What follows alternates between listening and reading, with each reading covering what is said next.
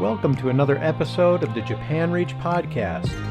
Embark on an exciting journey through the heart of Japan, its vibrant culture, fascinating traditions, and the stories that make it truly extraordinary. Our team has traveled far and wide across Japan, immersing ourselves in its rich culture and connecting with its incredible people. Now we're bringing those unforgettable experiences straight to you. From hidden gems to captivating guest stories, each episode dives into what makes Japan unique and inspiring. In the past, when I thought of warrior monks, my mind would immediately drift across the sea from Japan to China, where Shaolin monks dominate legends like martial arts masters in a kung fu fever dream.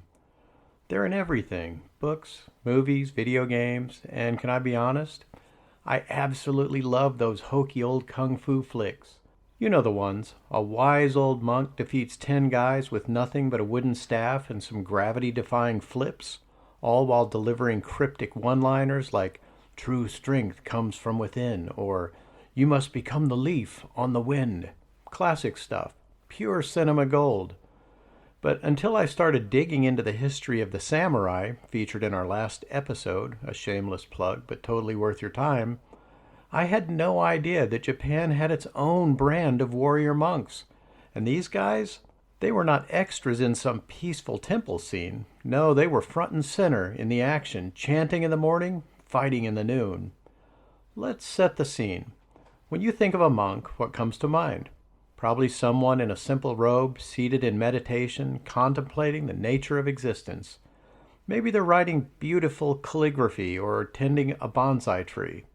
You certainly don't picture them charging into battle, wielding a naginata, a long, terrifying polearm with a curved blade, like a boss.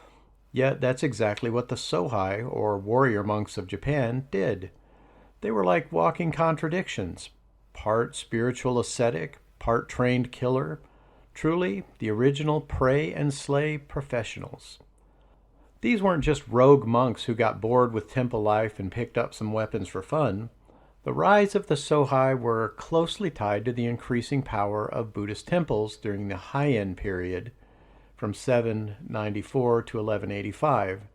Major monasteries like Enryaku-ji on Mount Hiei, Kofuku-ji on Nara, and Midera near Lake Biwa weren't just religious centers, they were political powerhouses. Think of them as the Fortune 500 companies of the spiritual world. They had land, wealth, political connections, and yes, private security. Originally, temples hired laymen, basically holy henchmen, to protect their assets. But over time, the monks themselves took up arms. Maybe they figured, why outsource muscle when Brother Daisuke over there in the scriptural studies hall is already jacked from carrying water buckets up to the mountain? The reasons were complex. Temples had to defend their lands and privileges, including precious tax exemptions and autonomy from meddling local lords, or an increasingly testy imperial court. Internal power struggles also erupted into violence. At times, monks even squared off against rival temples in what I like to call Holy War Temple Edition. Imagine entire armies of chanting monks clashing on a hillside over a dispute about doctrinal superiority or who accidentally parked their ox cart in the wrong place.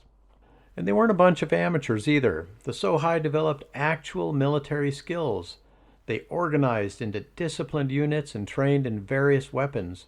But the naginata became their iconic weapon of choice. It's elegant, deadly, and let's be honest, looks really good in an action sequence.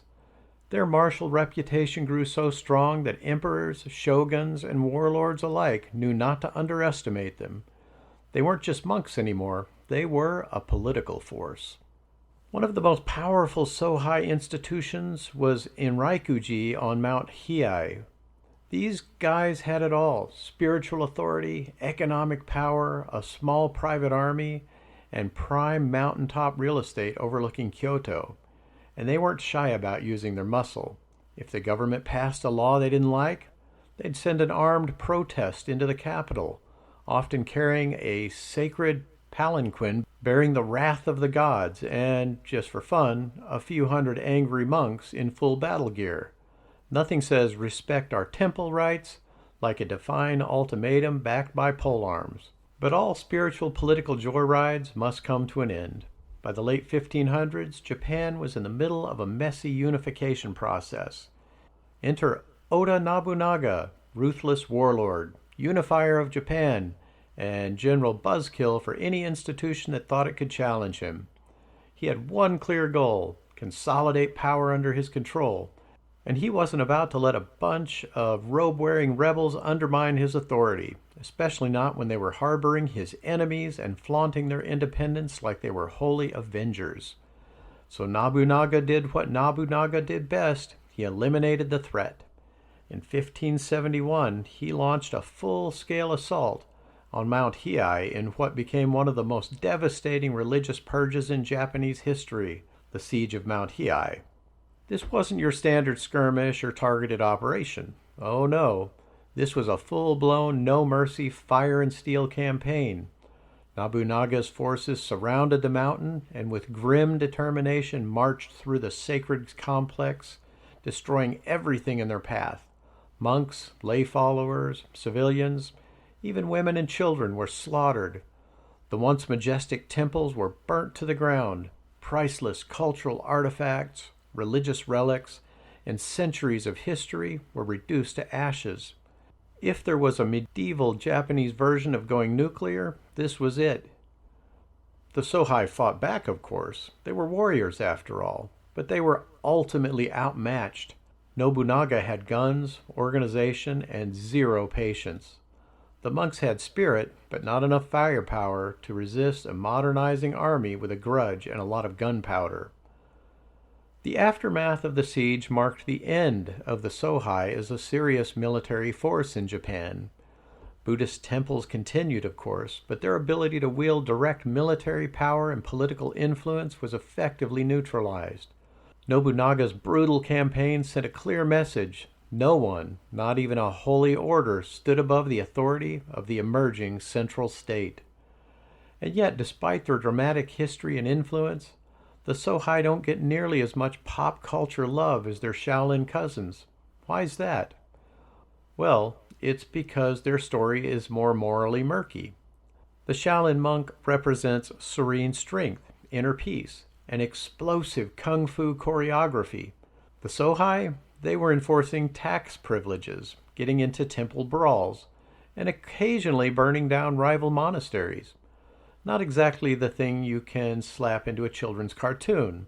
Plus, let's face it, the samurai and ninja kind of hog all the spotlight. Samurai have the whole Bushido honor tragedy vibe, ninjas, stealth, mystery, and throwing stars. Meanwhile, warrior monks are like, hey, we chant and we fight sometimes. Isn't that cool? And everyone just nods and politely moves on. But the Sohei deserved their place in the spotlight. They were a unique fusion of faith and force, devotion and discipline, incense and intimidation. Their influence shaped the political and religious landscape of Japan for centuries. They remind us that history is rarely black and white, and sometimes it's wearing a robe and swinging a polearm. Thanks for tuning into this episode of Amazing Japan. If you enjoyed this journey into the wild world of Sohei, the warrior monks of feudal Japan, be sure to follow us for more fascinating stories from Japan's rich and sometimes unexpected history. Got thoughts? Feedback? Want to suggest a future topic or just say hi? Leave a comment below. God bless and Jamata.